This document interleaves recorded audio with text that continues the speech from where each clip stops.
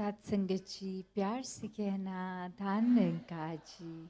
सभी महापुरुष ये सत्संग का एक आनंद लेते हुए पिछले कुछ घंटों से संदेश यही सुन रहे कि कैसे एक परमात्मा की उपज ये पूरी कायनात, तो इस कादर ने ये कुदरत बनाई, हर चीज़ ये कण कण में खुद भी है और ये कण कण इसी के अंदर भी है।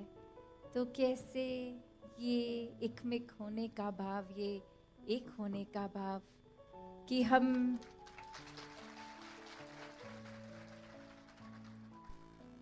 जब इस एक परमात्मा की ओर ले लेते हैं तो वाकई ही ये जीवन बहुत ही सुकूनमय हो जाता है।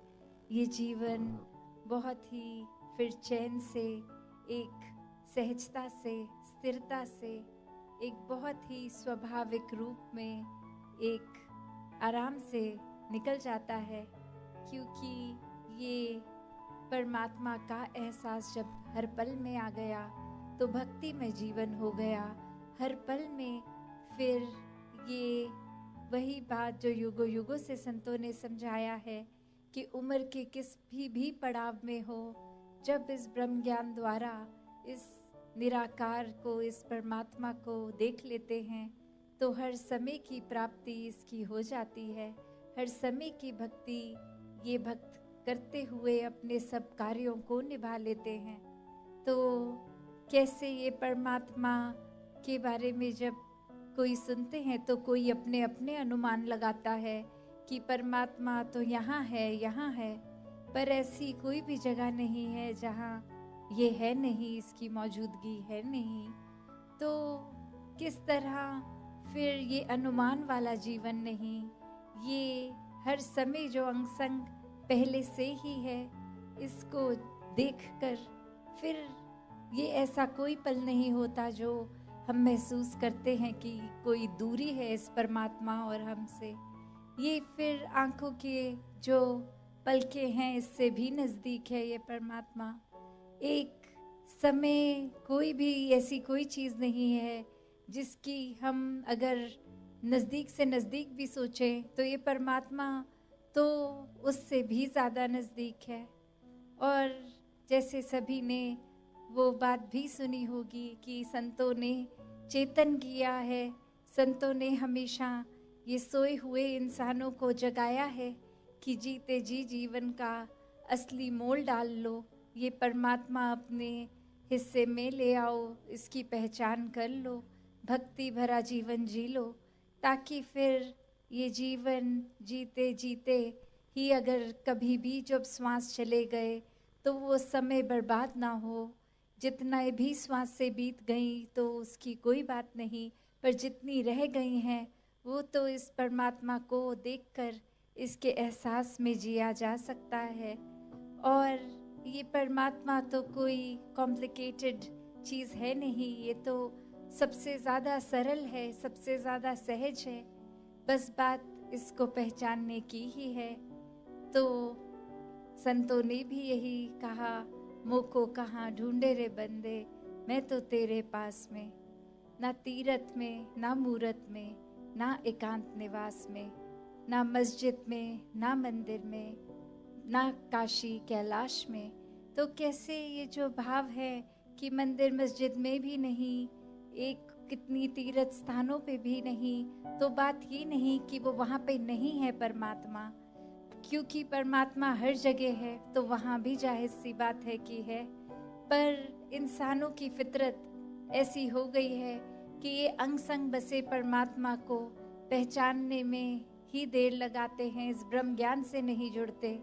तो लगता है कि परमात्मा का कोई निर्धारित स्थान बन गया है कि परमात्मा मिलेगा तो वहीं जाकर मिलेगा।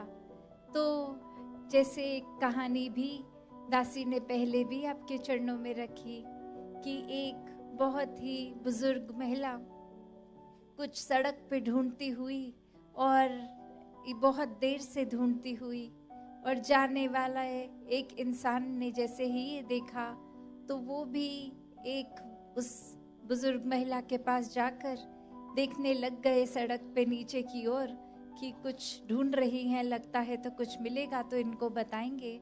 और वो भी नीचे उसी प्रकार ढूंढ रहा है साथ में। और फिर थोड़ी देर के बाद वो जैसे ही पूछता है कि आप ढूंढ क्या रही हैं, तो वो कहते हैं कि मैं एक सुई ढूंढ रही हूँ, बहुत छोटी सी सुई है। तो वो व्यक्ति और ध्यान से देखता है कि वाकई ही इस बुजुर्गी में नज़र भी इनकी कमज़ोर हो गई होगी, तो मुझे बहुत अच्छे से प्रयत्न करना होगा कि मुझे शायद नज़र आ जाए, मैं तो नौजवान हूँ, आंखें तो ठीक हैं। तो थोड़ी देर और ढूंढने के बाद फिर वो उनसे पूछता है कि आप कहाँ खड़े थे जब आपके हाथ से वो सुई छूट गई थी। तो वो बुजुर्ग महिला बताती हैं कि मैं अपने घर के अंदर थी, अपने कमरे में थी जब वो सुई मेरे हाथ से छूटी थी। तो फिर वो इंसान हैरान भी और थोड़ा गुस्से में भी कि इतने समय से फिर आप बाहर क्यों घर के उस सुई को ढूंढ रहे हैं, जबकि वो गिरा अंदर है, आप बाहर सड़क पे ढूंढ रहे हैं। तो वो आगे से इंसान, वो महिला कहती हैं कि अंदर मेरे घर के बहुत अंधेरा है, तो वहाँ तो मैं ढूंढती भी तो संभवतः मुझे नहीं मिलती, इसलिए बाहर सड़क की स्ट्रीट लाइट के नीचे ये रोशनी में मुझे लगा यहाँ ठीक से नज़र आ जाएगा, यहाँ ढूंढ लेती हूँ। तो बात क्या कि वस्तु कहीं ढूंढत कहीं, कि कहाँ जाना है इस परमात्मा की पहचान करने। तो वो संतों के संग से ही ये ब्रह्म ज्ञान की प्रेरणा भी युगों युगों से मिली है। तो ये डायरेक्शन कि ये ब्रह्म ज्ञान कहाँ से मिलना है, निराकार का पता कहाँ से चलना है और कहाँ ढूंढ रहे हैं सभी। तो हर कोई जहाँ अपने जीवन में भक्तिमय जीवन जिए, इस परमात्मा को पहले जानकर, इसको देखकर, फिर इसके साथ एकत्व का रिश्ता, एक होकर इसके साथ, फिर वो एकत्व में विश्वास भी आता है, एक बहुत ही स्थिरता भी आती है, बहुत ही ज़्यादा फिर वो एक अटूट बंधन प्यार का बन जाता है। और फिर भक्ति जब प्यार से शुरू होती है तो वाकई ही वो प्रेमा भक्ति होती है।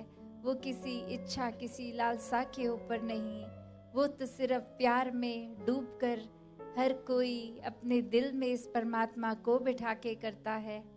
तो ऐसे ही भक्ति हर किसी के हिस्से आए, दातार कृपा करे। सत संगत जी, धन निरंकार जी।